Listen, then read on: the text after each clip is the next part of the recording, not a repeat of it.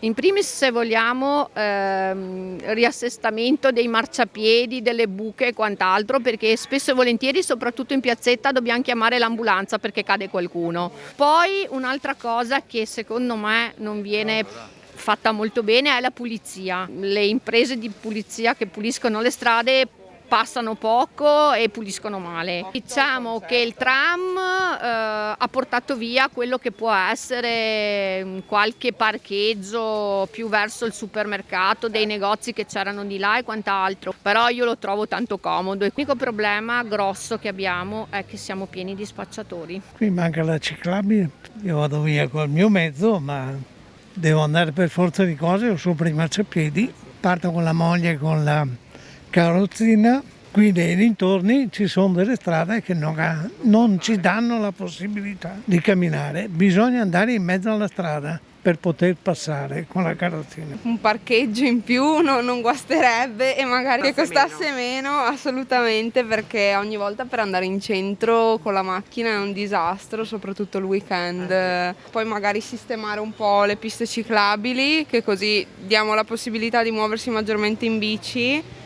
e non pensare solo a fare le nuove linee del tram. Speriamo bene, che hanno detto che avrà un impatto ambientale un po' disastroso, però poi devono restringere ancora di più la strada, quindi ho un po' paura appunto per le piste ciclabili. Diciamo il cambiamento che può apportare sulle vie. Ci vorrebbe più sicurezza, ecco, diciamo. Comunque, nonostante che le forze dell'ordine si diano molto da fare, però ci sono molti mascalzoni che anche li menano e purtroppo anche di sera è un po' un problema uscire, diciamo, ecco, specialmente per gli anziani come anche me. È sempre la viabilità qua alla Guizza che è un po' un problema per le biciclette, diciamo, ecco, ciclabili.